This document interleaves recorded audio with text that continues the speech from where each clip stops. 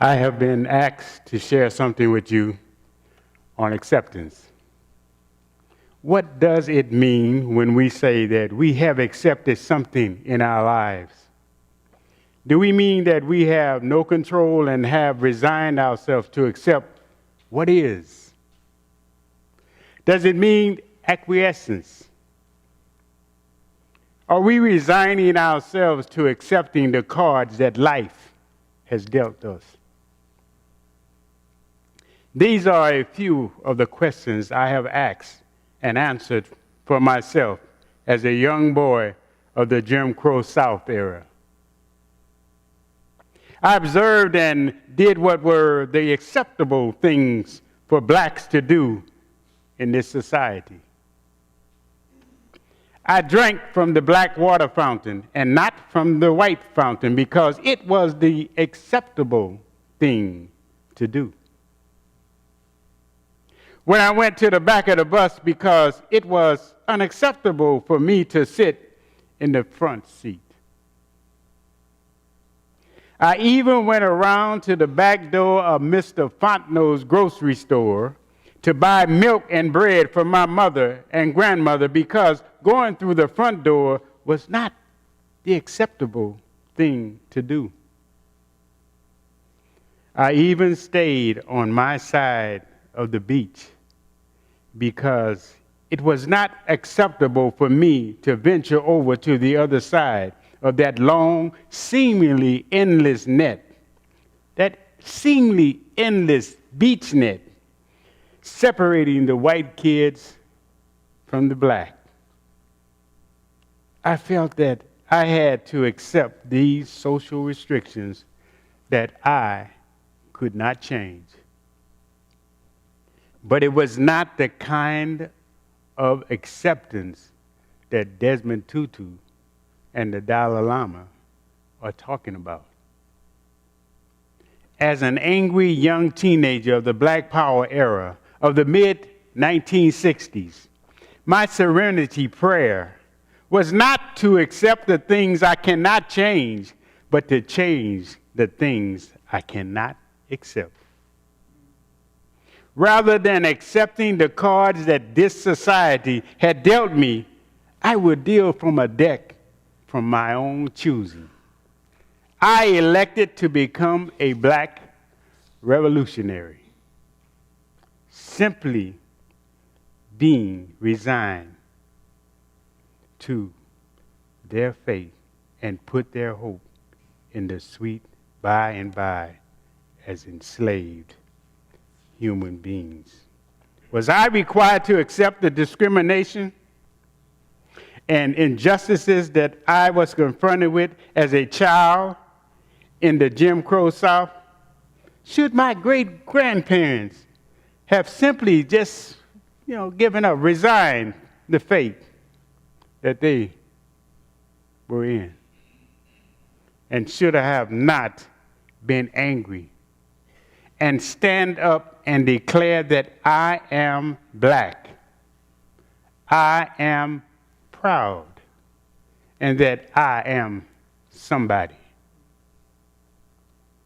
The answer is complex. It's hard to talk truthfully about the idea of acceptance, depending on who is talking. It can either tip over into denial or into fearful submission, or into a shallow idea of living in the moment. The kind of acceptance I want to embrace is the acceptance that can stand with strength and dignity in the face of injustice and oppression and evil. It is not a soft acceptance or a resignation or a submission. It is intimately related to that powerful revolutionary force, forgiveness. Without forgiveness, there is no possibility of real acceptance. In 1969, I was implicated in a shootout on the UCLA campus in which I was wounded and 2 people were shot and killed. One of the men killed had a wife and a 3-week-old daughter. Although I had no weapon and had not fired a shot, I was tried and convicted of conspiracy to commit murder and sentenced to life in prison for a crime I did not commit. I was not responsible for the death of her husband and the loss of her child's father. Years later, through God's grace, I would come to understand that although I had not pulled the trigger, I was in fact entrenched in a mindset that was willing to use violence to attain its end. And if all of us on campus that day had not been entrenched in that same mindset, the deaths of 2 promising young men would not have occurred. Many years later, I would ask the wife of one of those men who were killed for her forgiveness.